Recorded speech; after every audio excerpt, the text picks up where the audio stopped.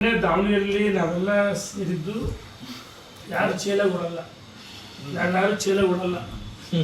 ಇಲ್ಲಿ ಎಲ್ಲ ಸಮರ್ಥವೇ. ಮಾಜಿ ಸಚಿವರುಗಳು, ಮಾಜಿ ಶಾಸಕರುಗಳು ಸೋತಿರ್ಬೋದು, ನಾವು ಜನರಿಂದ ತಿರಸ್ಕಾರ ಆಗಿಲ್ಲ. ನಾವ್ಯಾರು ಸಾಮಾನ್ಯ ಅಸಮರ್ಥ, ನಮಗೆಲ್ಲ ನಮಗೆ ನಮ್ದು ಯಾರೋ ಒಂದು ಸಾಮರ್ಥ್ಯ ಇದೆ, ಜನರ ವರ್ಚಸ್ಸಿದೆ ಏನು. ಮತ್ತೆ ಕ್ಷೇತ್ರಗಳಲ್ಲಿ ನಾವೆಲ್ಲರೂ ಯಾವ ರೀತಿ ಓಡಾಟ ಮಾಡ್ತೀವಿ, ಕೆಲಸ ಮಾಡಿದ್ದೀವಿ. ಯಾವುದೋ ತಾಂತ್ರಿಕ ಜನರಿಂದ ನಾವು ಸೋತಲ್ಲ, ಖಂಡಿತ. ಜನ ನಮ್ಮನ್ನು ತಿರಸ್ಕಾರ ಮಾಡೇ ಇಲ್ಲ, ಜನರ ಮಧ್ಯೆ ಇದ್ದೀವಿ. ಯಾವ್ಯಾವ ಪಕ್ಷ ಕೆಲವು ಗೊಂದಲಗಳಿಂದ ಸೋತಿದ್ದೀವಿ.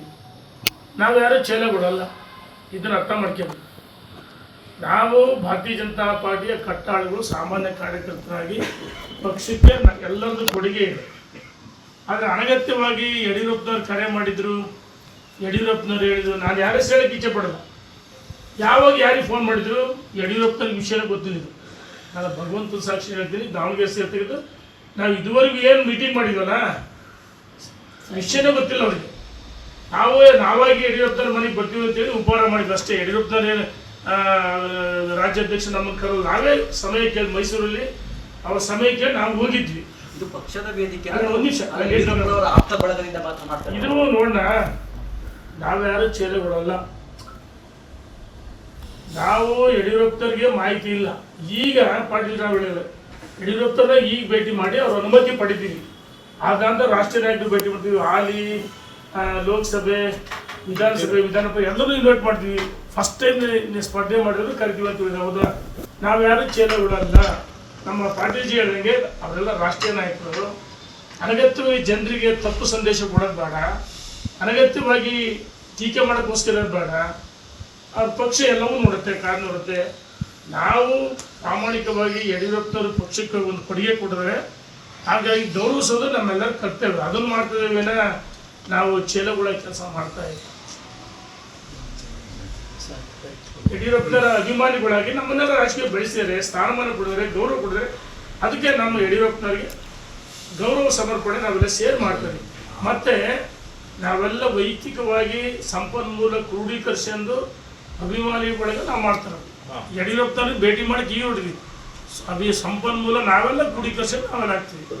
ಇದುವರೆಗೆ ನಾವೆಷ್ಟು ಓಡಾಟ ಎಲ್ಲ ಕಡೆ ಮಾಡಿವಲ್ಲ, ಇನ್ನು ನಾವೇನು ನಮ್ಮ ಯಾರೋ ಜಿಲ್ಲೆಗೆ ಹೋದಾಗ ಅವ್ರುಗಳು ಇವರೆಲ್ಲ ಸೇರ್ ಮಾಡ್ತೀವಿ.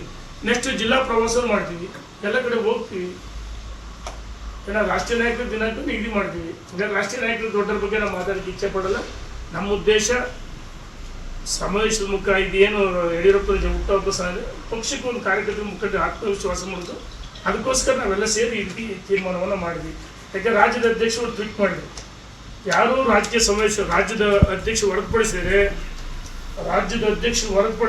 ಪದಾಧಿಕಾರಿಗಳು ಹೊರತುಪಡಿಸಿದರೆ ಯಾವುದೇ ಸಮಾವೇಶಗಳನ್ನು ಸಮಾರಂಭಗಳನ್ನು ಮಾಡೋಕ್ಕೆ ಅವಕಾಶ ಇಲ್ಲ ಅಂತ ಹೇಳಿದ ಮೇಲೆ ನಾವು ಹಠ ಮಾಡಿದರೆ ನಾವು ಪಕ್ಷ ವಿರುದ್ಧ ನಡ್ಕೊಳ್ಳೋಂಗಾಗುತ್ತೆ. ಅದಕ್ಕಾಗಿ ರಾಜ್ಯದ ಅಧ್ಯಕ್ಷ ವಿರುದ್ಧಲ್ಲ, ಪಕ್ಷ ವಿರುದ್ಧಲ್ಲ, ನಮ್ಮ ರಾಷ್ಟ್ರೀಯ ನಾಯಕರು ಎಲ್ಲ ರೀತಿ ಗೌರವವನ್ನು ಕೊಟ್ಟು ರಾಷ್ಟ್ರೀಯ ನಾಯಕರು ಆಹ್ವಾನ ಮಾಡಿ ಸಮಾವೇಶ ಊಟವನ್ನು ಮಾಡ್ತೀವಿ.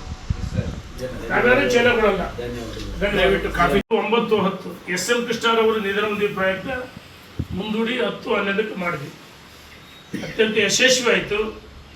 ನಾವೆಲ್ಲ ಒಟ್ಟಾಗಿ ಒಂದಾಗಿ ಯಡಿಯೂರಪ್ಪನವರ ಹುಟ್ಟುಹಬ್ಬ ಏನು ಇಡೀ ರಾಜ್ಯದ ಉದ್ಯೋಗಗಳಿಗೆ ನಾವು ಪ್ರವಾಸವನ್ನು ಮಾಡಬೇಕು. ಎಲ್ಲ ಜಿಲ್ಲಾ ಕೇಂದ್ರಗಳಲ್ಲಿ ನಾವೆಲ್ಲ ಪ್ರವಾಸ ಮಾಡ್ತೀವಿ. ಈಗ ಮೊದಲನೇ ಹಂತದಲ್ಲಿ 65 ಜನ ಮಾಜಿ ಸಚಿವರುಗಳು, ಮಾಜಿ ಶಾಸಕರು ಒಂದು 16 ಬಾರಿ ಸಭೆ ಸೇರಿ ದೇವರ ದರ್ಶನವನ್ನು ಪಡೆದು ಒಳ್ಳೆಯದಾಗಲಿ, ಎಲ್ಲರಿಗೂ ಪಕ್ಷಕ್ಕೆ ಒಳ್ಳೆಯದಾಗಲಿ, ರಾಜ್ಯದ ಅಧ್ಯಕ್ಷರು ಒಳ್ಳೆ ಕೆಲಸ ಮಾಡ್ತಾ ಅವ್ರ ಜೊತೆಗಿರ್ಬೇಕಂತೇಳಿ ನಾವು ಸಂದೇಶನ ಕೊಟ್ಟಿದ್ವಿ. ದಾವಣಗೆರೆಯಲ್ಲಿ ಸಭೆಯನ್ನು ಸೇರಿದಂಥ ಸಂದರ್ಭದಲ್ಲಿ ಅವರು ಹುಟ್ಟುಹಬ್ಬನ ಅದ್ದೂರಿಯಾಗಿ ಆಚರಿಸ್ಬೇಕು. ನಾವು ಮೊದಲನೇ ಹಂತದಲ್ಲಿ ಮಾಜಿಗಳು ಎಲ್ಲ ಸೇರಿದ್ವಿ. ಇನ್ನು ಹಾಲಿ ಲೋಕಸಭೆ, ವಿಧಾನಸಭೆ, ವಿಧಾನ ಪರಿಷತ್ತು ಯಾರು ಹಾಲಿ ಅದಲ್ಲ ಅವರನ್ನು ವಿಶ್ವಾಸ ತೆಗೆದುಕೊಂಡು ಅವರನ್ನು ನಮ್ಮ ಜೊತೆ ಗುಡಿಸಬೇಕು. ಮತ್ತು ಹೊಸದಾಗಿ ಚುನಾವಣೆಗೆ ಯಾರ ಸ್ಪರ್ಧೆ ಮಾಡಿದ್ರು, ಇದು ಬಹಳ ಮುಖ್ಯ.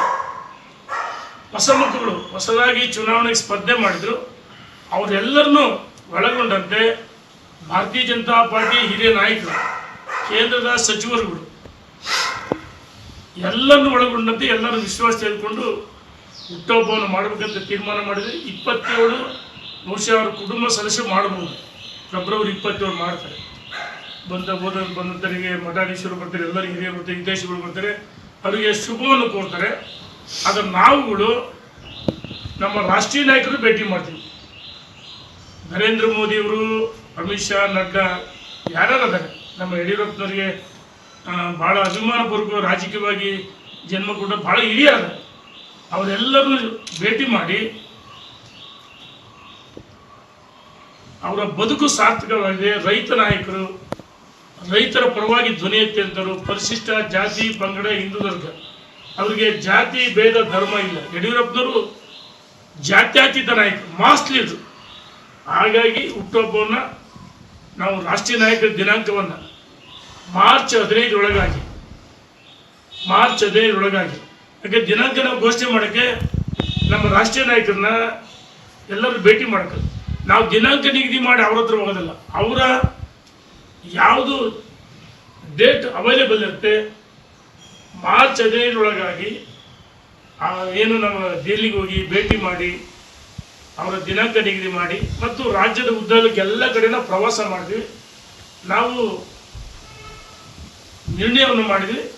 ಇನ್ನು ಉಳಿದಂಥ ವಿಚಾರಗಳನ್ನು ನಮ್ಮ BC ಪಾಟೀಲ್ ಜಿ ಮಾತಾಡ್ತಾರೆ, ಕಟ್ಟಾಜಿಯವರು ಮಾತಾಡ್ತಾರೆ, ಅಂಬೇಡ್ಕರ್ ಮತ್ತು ಕಾಂಗ್ರೆಸ್ ಇದೊಂದು ಅಸ್ತ್ರ ಮಾಡ್ಕೊಂಡಿದ್ದಾರೆ. ಇದ್ರ ಬಗ್ಗೆ ಮಾತಾಡ್ತಾರೆ.